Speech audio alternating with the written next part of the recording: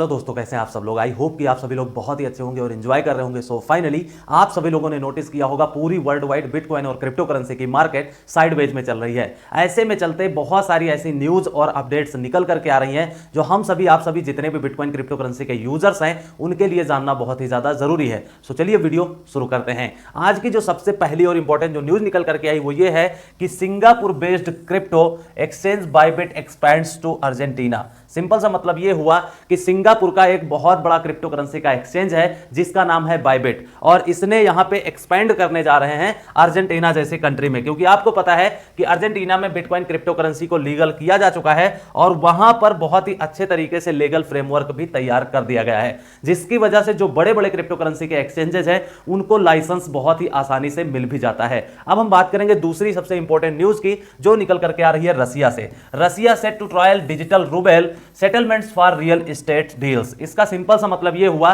कि मैंने already video में कवर किया है कि पूरी दुनिया की ऐसी कोई सेंट्रल बैंक्स नहीं बचेगी जो अपना सीबीडीसी लॉन्च ना करे, और कल के वीडियो में भी मैंने बताया था कि मोर देन 90% जो सेंट्रल बैंक्स हैं वो क्या करने जा रही हैं, यूटिलिटी सर्च कर रही हैं सीबीडीसी के लिए, यूज केस बढ़ाने के लिए। तो यहां पे जो रसिया की इंपॉर्टेंट न्यूज निकल करके आई है कि रसिया कंट्री की जो सेंट्रल बैंक्स ने यहां पर डिजिटल रूबेल लॉन्च किया है, इसको हम सीबीडीसी मान सकते हैं। और ये जो डिजिटल रूबेल होने वाला है यहां पर रियल एस्टेट कंपनियों में क्या करने वाले हैं, यहां पर ट्रांजैक्शंस करने वाले हैं और इसका यूज केस बढ़ाने वाले हैं। तो इसीलिए मैं बार बार कहता हूं कि हर एक कंट्री की हर एक सेंट्रल बैंक्स यहां पर बहुत ही अच्छा खासा काम कर रही है। जो भी उनके सीबीडीसी लॉन्च किए गए हैं उनके लिए प्रॉपर यूज केस तैयार कर रहे हैं, लेकिन हमारी यहां पे जो इंडिया कंट्री की जो सेंट्रल बैंक्स है उन्होंने अभी सीबीडीसी लॉन्च ही नहीं किया है। इसके बारे में आपका क्या ख्याल है हमें कमेंट सेक्शन में कमेंट करके जरूर बताइएगा। हो सकता है आपका कमेंट पॉजिटिव हो और हो सकता है आपका कमेंट नेगेटिव हो, लेकिन अगर हम लोग अपने इंडिया में रहते हैं तो ये हमारा राइट है कमेंट करने का, पूछने का अपनी इंडियन गवर्नमेंट से, अपनी सेंट्रल बैंक से। उसके बाद में बात करेंगे अगली इंपॉर्टेंट जो न्यूज निकल करके आई है वो अगेन सिबा होल्डर्स के लिए निकल करके आई है। जी हां, जैसा कि आप सभी लोगों को पता है कि सिबा क्रिप्टो करेंसी जो है उसके बहुत सारे ऐसे होल्डर्स हैं जिन्होंने ऑलरेडी बिटकॉइन क्रिप्टो करेंसी के साथ में सिबा कॉइन को भी होल्ड किया है। तो अभी तक जो नंबर ऑफ होल्डर्स थे वो नियर अबाउट 1 मिलियन के आसपास में होते थे, लेकिन ये धीरे धीरे नंबर जो है वो इंक्रीज हो रहे हैं और लगभग जो न्यूज निकल करके आई है वो 2 मिलियन होने वाले हैं, जो कि अपने आप में एक बहुत बड़ी बात है। डजंट मैटर की प्राइस नहीं इंक्रीज हो रहा है, लेकिन यहां पर होल्डर्स बढ़ रहे हैं सिबा क्रिप्टो करेंसी के। तो ये जितने भी सिबा होल्डर्स हैं उनके लिए एक बहुत बड़ी गुड न्यूज है कि आपके जो साथी हैं वो 2 मिलियन होने वाले हैं, जो कि अपने आप में एक बहुत बड़ी बात है किसी भी पर्टिकुलर क्रिप्टो करेंसी या मीम कॉइंस के लिए। क्योंकि आप खुद सोचिए कि 2 मिलियन होल्डर्स कोई छोटी मोटी बात नहीं होती है। भले ही आप खुद सोचिए, एक एग्जांपल ले लेता हूं कि 20 लाख लोगों ने इन्वेस्टमेंट कर दिया और सिर्फ 1000, 2000, 10,000 रुपए इन्वेस्टमेंट कर दिया, तो आप लोग सोच सकते हैं कि कितना बड़ा इन्वेस्टमेंट हो गया। लेकिन आप लोगों ने एक चीज और देखा होगा, इतनी बड़ी बड़ी वेल्थ ने इन्वेस्टमेंट किया है जो मिलियन ट्रिलियन डॉलर में इन्वेस्टमेंट करते हैं। तो यहां पर समझने वाली बात है कि प्राइस में बढ़ने के लिए टाइम टेकिंग हो सकता है, लेकिन आने वाले टाइम में आपको एक अच्छा खासा रिटर्न दे सकता है, इसलिए अपने अकॉर्डिंग लिमिटेड इन्वेस्टमेंट आप कर सकते हैं। उसके बाद में आप सभी लोगों ने देखा होगा हर चीज का प्राइस प्रेडिक्शन निकल करके आता रहता है, खासकर बिटकॉइन और इथेरियम का। तो बहुत दिनों से अभी प्राइस प्रेडिक्शन नहीं निकल करके आ रहा था, तो आज प्राइस प्रेडिक्शन निकल करके ये आया है कि bitcoin forecast increase to $95,000 by end of 2023। अब आप लोग खुद सोचिए कि यहां पर एक सर्वे के अकॉर्डिंग एक एनालिस्ट है, उन लोगों ने क्या किया है कि बिटकॉइन का प्राइस प्रेडिक्शन किया है और उनका यह मानना है कि बिटकॉइन $95,000 के जोन में चला जाएगा आने वाले 2023 में।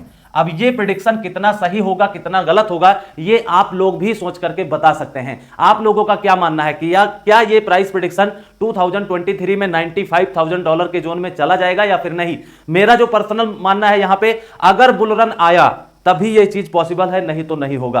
हो सकता है 2025 2026 तक तो पॉसिबिलिटीज लग रही हैं, लेकिन 2023 में मैं इस चीज को नहीं मानता हूं। आपका क्या विचार है हमें कमेंट्स करके पॉजिटिव या निगेटिव जरूर बताइएगा, क्योंकि आप लोग हो सकता है सोच रहे हो कि बिटकॉइन $1 लाख चला जाएगा 2022 में या 2023 में। तो आपका जो भी ओपिनियन है उसको आप शेयर जरूर करें अपने कमेंट्स बॉक्स में, और जितने लोगों का भी पॉजिटिव निगेटिव कमेंट्स है वो लोग भी अपना अच्छे तरीके से प्रेडिक्शन कर सकते हैं। उसके बाद में अगली जो इंपॉर्टेंट न्यूज निकल करके आई है वो ये है कि अमेरिका कंट्री से न्यूज है, more than 50% of Latin Americans have used crypto currencies to make payments. इसका मतलब यह हुआ कि जितने भी लैटिन अमेरिका के लोग हैं उसमें से 50% ऐसे लोग हैं जो बिटकॉइन क्रिप्टो करेंसी को यहां पर क्या कर रहे हैं, पेमेंट मेथड के रूप में यूज कर रहे हैं। तो आप लोग खुद सोचिए कि कितनी बड़ी बात है किसी भी पर्टिकुलर कंट्री के लिए, किसी भी पर्टिकुलर यूजर्स के लिए, क्योंकि मोर देन 50% बहुत बड़ा नंबर होता है और इतने सारे लोग बिटकॉइन क्रिप्टो करेंसी में पेमेंट की लेन देन करते हैं, जो कि अपने आप में एक बहुत बड़ी बात है।